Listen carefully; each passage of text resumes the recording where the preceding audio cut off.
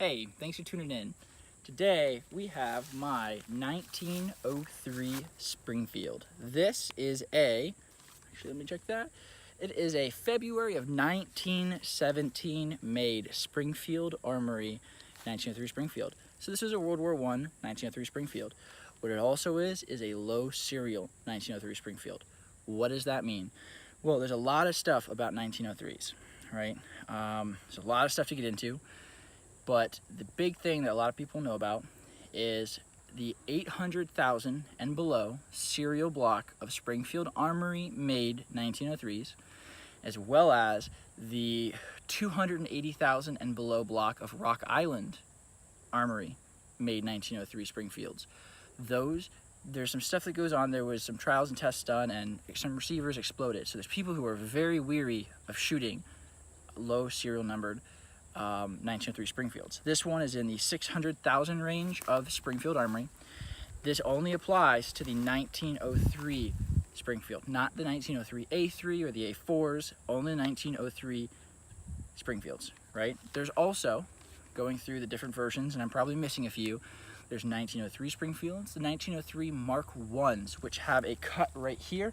What's cool is this actually has the cut in the stock right here for it, but a Pedersen device cut for the semi-automatic. The magazine sticks out here. You replace the bolt with a semi-automatic bolt for 30 caliber pistol cartridges, but there's a cut here, and that is the #1 Mark I versions.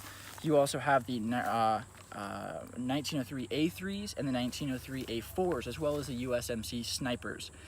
Those are the full line of 1903 Springfields, right? The true manufacturers of the original version with the middle barrel sights are going to be Springfield Armory, as well as Rock Island and Remington. Rock Island and Springfield were making these in World War I and in the interwar periods. Remington picked up the contract, and they did it through World War II.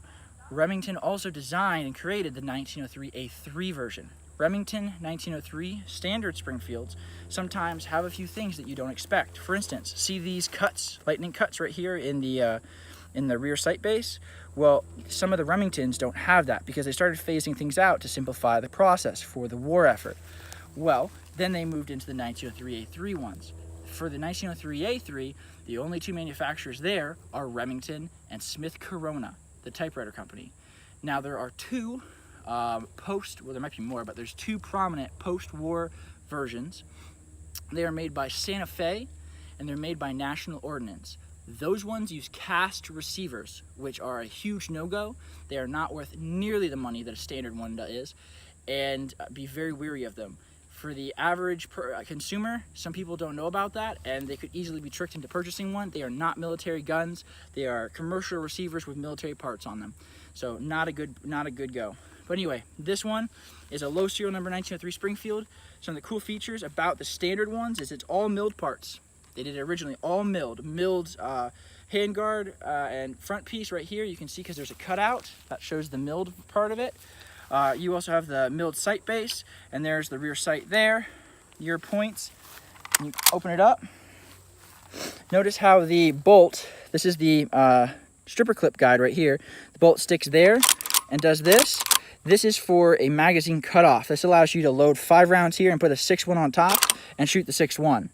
Okay. Now, if you rotate it here, the on switch up to there, see how now I can't move this forward? This allows full feeding of the magazine tray. Okay. Now, you have to push this down to push this forward, and then you can drop the bolt. Then you can push it here, halfway, right there, the third pivot sideways. That's how you remove the bolt. Some easy features to know. It's a standard Mauser style action. Here, let's recock it. There's your flag safety. It's safe, and you can work the bolts. Here, can't move the bolts, and it's safe. Here, this is also designed for maintenance, how you take the bolt down. I won't go into it, but notice that pin here. This is how you rotate this out to get into the firing pin. So some cool features there, some stuff to know about. Also, if you didn't know, the way to decock a bolt action, hold the trigger down. Obviously, make sure it's clear, but hold the trigger down and drop that, and it does not fire the action. So that's an easy way to do that. The other part of this is everyone sees these guns with sights down. When the sights are down, these are 300 yard or 300 meter sights designed for battle sights. When you pull this up, you'll notice in the rear sights, how there's a little triangle down there. That triangle, the base of it, that's 100 yards. So that's close in shooting right down there. So when you put this up, it's because you're shooting close in or you're going out to long distance. You'll also notice right here on the sight side, see how this is narrower on the left side and it gets fatter on the right side. That's by design. It's to accustom for windage at long distance. You can also manipulate this. See this cutout? It rotates like this. This is more, they say the British Lee Enfields, the battle rifle, the Mauser is the Kar 98K is the sportsman's hunting rifle, and this is a target rifle due to how finite these sights are, how you can adjust them here and there. So it's very cool, some cool features about this. Let's put some shots down range. I have here my trusty belt, my bandolier. What's also cool too about the stock, it has the numberings in it. It's been repaired a little bit. It's an older gun, but it's an original stock, but the Pedersen device cut, it's cool. I just wish I had both a Mark I as well as a Pedersen device, but those are very rare to come by and they go for extreme amounts of money. Like you're talking $40,000. So I don't have that, I don't have that. So I push this forward. I'm gonna maneuver this up to get away from the magazine cutoff. I'm gonna take this, I'm gonna push here we're gonna go on this side. Come around because the range is located down this way, but the sun is in the other direction. So I'm gonna push this down now, okay? Now I can take this out. I'm gonna save this because these 1903 ones have really delicate little pieces right there, you'll notice. And they get bent, this side snapped off, so that's the side I used to load, but they're kind of delicate, which is kind of ridiculous, but this is what it is. And then, what I will do to show you, that was 5 rounds into the magazine. I'm going to push this down, push the bolt forward, and close this into the magazine cutoff position. And what that will show you is, watch this. It's not chambering around. It's designed for me to stick around on there, fire it, and then still have 5 rounds in case crazy Germans come in to try to charge my trench. So pushing this forward, I'm gonna flip this up. I'm also gonna stick my ear protection on because these are pretty loud. It's 30-06. Cock back, push it forward. It's locked in. As you'll see, it did chamber that round. This is some old Greek HXP from 1968, surplus ammo. Here we go. I love this gun. It's just so accurate. I love these sights. What's also nice is they put hand grooves up here too for you to grab into.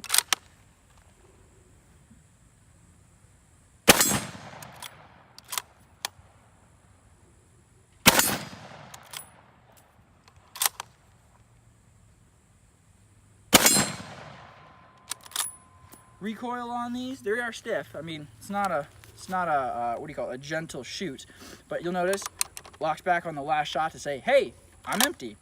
So I love it a lot. Fantastic guns, like I said, milled parts. You also notice down here the floor plate is flat, right? That's flat because this is a milled piece. Now we're gonna go over here because I also brought out my handy dandy Smith Corona. Remember I said that this is, well, let me back up a little second.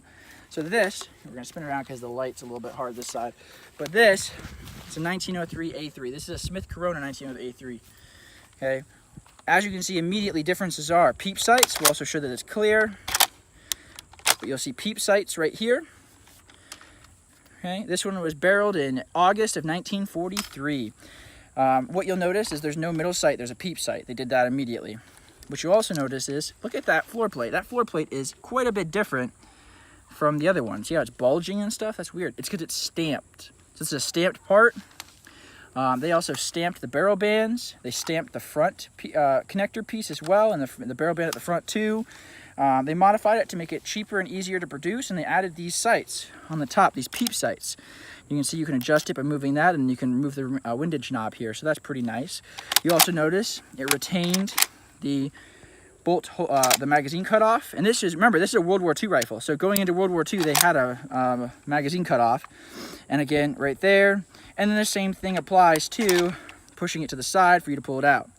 Now, what is really cool, all right, what is really cool, a lot of people don't know this. There's about 5 million 1903s made between 1903 A3s and 1903s and Mark 1s. There's about 5 million of them made. This is in the 4.7 million serial number range. What you have to understand is Smith Corona, my numbers could be wrong, and you could correct me, but Smith Corona actually made about 280,000 of those 5 million. So that's not a lot. Springfield Armory and Rock Island and Remington made the most, so the most common. But Smith Coronas are pretty desirable due to that. They're a collector's piece. They're cool because it's a typewriter company that got into the war effort. Just like Ithaca, just like Remington Rand when it comes to 1911s and all the people that made 1911s, and Singer even. M1 carbines are another example. M1 Garands, H&R, and International Harvester were well, H&R was a gun company, but International Harvester was not, and they got into the war effort too, making M1 Garands for Korea. But just some really cool pieces. So these are collector's pieces. I've been blessed to have had 3. This is my 3rd one. I'm actually, I let one go, and I have this one, another one left. The other one was a project gun I did this summer with my father. He and I sat down, and we it was sporterized to get out. He helped me with the wood. I did the bluing on it, but we're actually, because it was sporterized, because it's reblued, because it's, you know, it's not collectible anymore. It is still cool because it's Smith Corona. We're actually going to make it into a 1903 A4. We have a scope for it. We just need to get the mount, need to get it set up for it. But it'll be a cool build once we get it all fully done. But anyway, so this is cool. Stamp pieces. What's really cool about this one is you can see the rack number. Really nice there. But yeah, like I said, stamp pieces up here. Same idea, but peep sights. You'll see there's peep sights there, which I like the original 1903 sights better than these, but I do like these because it's peep sights. Peep sights are good to see. So anyway, oh, the other part to note too is there's different stock types in 1903s. These are the standard slant cuts. The version over there that you saw with the 1903 standard one, that was a early World War I version, which has the front handguard grooves, which that's important. There's versions like this that don't have handguard grooves. Now this is a 1903 A3 stock, so this one does not have handguard grooves. They did not do that for this series of rifles. They also have transitional versions where it's like partially slanted, and they have full C stocks that they come down here because they found out that if you hold it like this, you actually have more accuracy. I've had one of those. They're very nice shooters, but there's just something aesthetically pleasing about this style straight stock. I like it. It's that classic look, just that classic look. So I really enjoy that. So anyway, I'm gonna shut up because I know the reason why you tuned in is because you want to see me shoot guns. So let me shoot some more rounds out of this one. I'm gonna shoot some more out of this one. Got my nice handy belt. Let's see what we got. Oh, there's one. Pop that. Pop it up. Drop it in. Push it down. Again, I'm gonna save it. This one you can see it's actually completely broken off. All the little end pieces there, and it's just the sleeve. That's a little bit of a bummer, but it's okay. Reuse what you got, right? Not making them anymore. All right, you guys have your ear protection on at home? I'm just kidding. All right, let's go.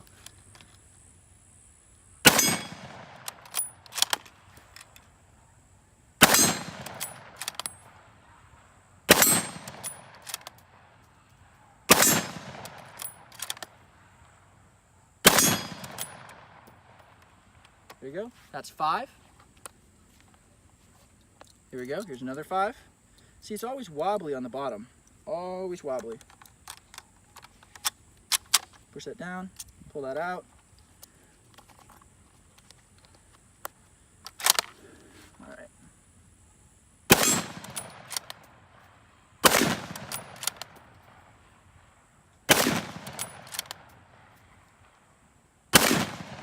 So oh, I hit the other tree. That's interesting. That's fun. There's some green trees over there. I just knocked the entire tree over because it's 30-06. It's pretty powerful.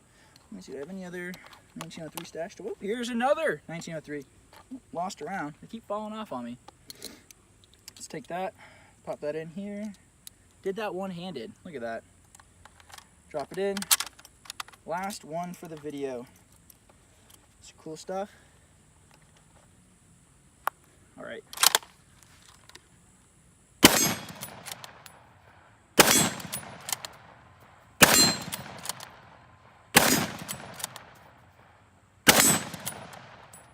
There you go.